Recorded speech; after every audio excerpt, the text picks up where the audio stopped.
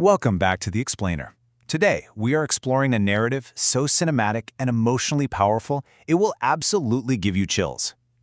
Imagine a world plunged into complete darkness, a world where the very people who are meant to protect the innocent have actually become their absolute greatest threat. We are diving deep into the incredible, epic story of Lord Vishnu's sixth avatar. So what happens when kings become more dangerous than demons? It is a pretty terrifying thought, right?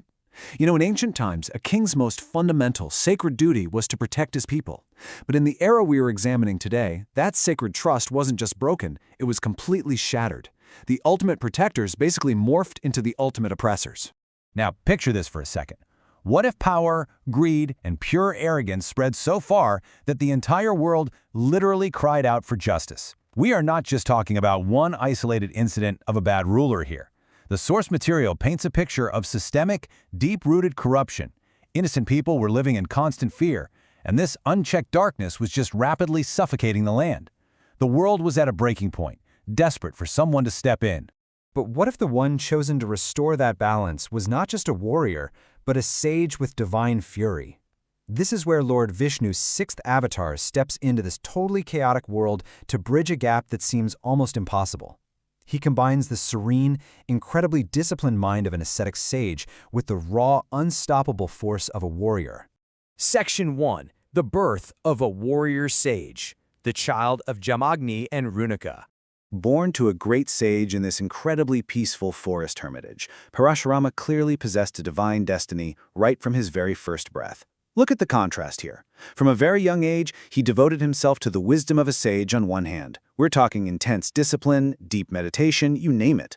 But then, on the other hand, alongside those spiritual practices, he cultivated the fearless, incredible strength of a warrior. He wasn't just a scholar reading texts. He was a living, breathing weapon of justice, just waiting for his purpose to unfold.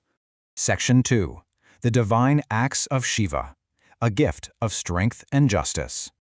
To get ready for the massive task ahead of him, Parashurama didn't just train physically. He performed intense penance, completely surrendering himself to Lord Shiva. And impressed by this sheer, unbelievable dedication, Shiva appeared and gifted him something breathtaking, the Parashu.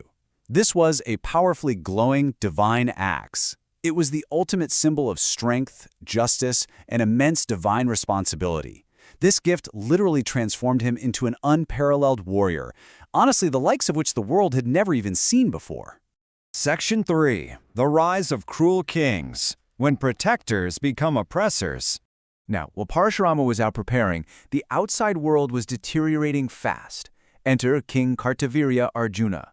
He was incredibly powerful, heavily armed, and widely feared across the lands. But his biggest flaw? He was completely blinded by his own arrogance. This was a guy who literally believed he was untouchable by any law, earthly or divine, a very dangerous combination. Let's track this timeline, because it escalates so tragically fast. Day 1. The grand King Kartavirya Arjuna visits sage Jamadagni's humble, peaceful ashram. Day 2. Using his divine blessings, the kind sage shows absolutely incredible hospitality, welcoming this massive army. But by day 3, instead of gratitude, the king is completely consumed by greed and deeply jealous of the sage's gifts. And day 4? That greed manifests into sudden, brutal violence. The peaceful ashram is attacked. Section 4. The tragedy that changed everything. The breaking point of Dharma. Parashurama finally returns to his beloved home, only to witness absolute, heartbreaking devastation. Silence filled the air, then came the fury. But wait. We have to make a really vital distinction here. This was not the blind, selfish anger of revenge. This was an awakened, righteous fury. It was a divine fire ignited within him, demanding the immediate restoration of justice in a totally broken world. Section 5. The epic battle for justice. The warrior of Dharma rises. The scene the sources describe is so dramatic. The skies literally darken, thunder echoes violently, and a massive storm intensifies. With fiery eyes and a glowing divine aura, Parashurama fearlessly lifts his axe. His whole philosophy boils down to this: when rulers become oppressors, justice must rise. He isn't just fighting an army here, he's fighting the very concept of tyranny. It's like the universe's ultimate course correction mechanism just stepped onto the battlefield.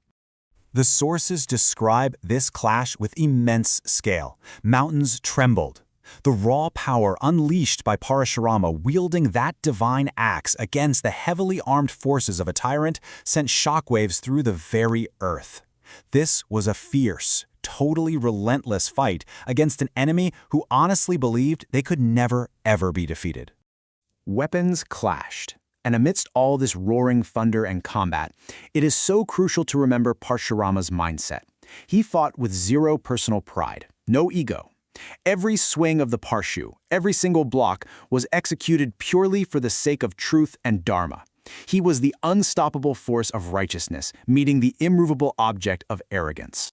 The earth shook. Ultimately, the sheer, unparalleled power of Parashurama's divine justice completely overwhelmed the oppressors. The battle concludes with the absolute, definitive defeat of evil and arrogance. The mighty King Kartavirya Arjuna and his corrupted forces are brought down, which goes to show that absolutely no earthly power can stand against divine justice when the cosmic balance is threatened.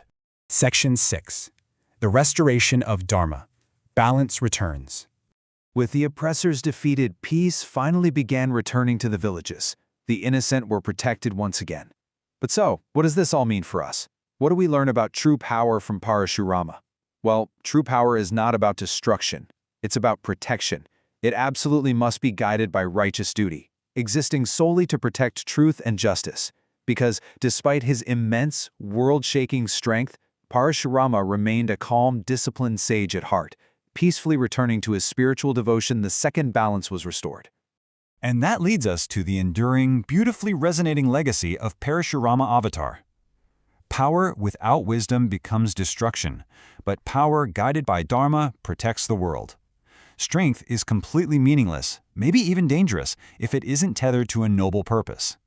It's a profound moral message that echoes just as loudly for us today as it did back in ancient mythology. Did the incredibly powerful story of Parashurama Avatar inspire you? If you love this deep dive into divine justice, drop a comment below saying Jai Shri Hari Vishnu. And don't forget to like, share, and subscribe so you never miss out on our upcoming explainers exploring the breathtaking stories of the Dashavatara. Keep learning, stay curious, and I will see you in the next explainer.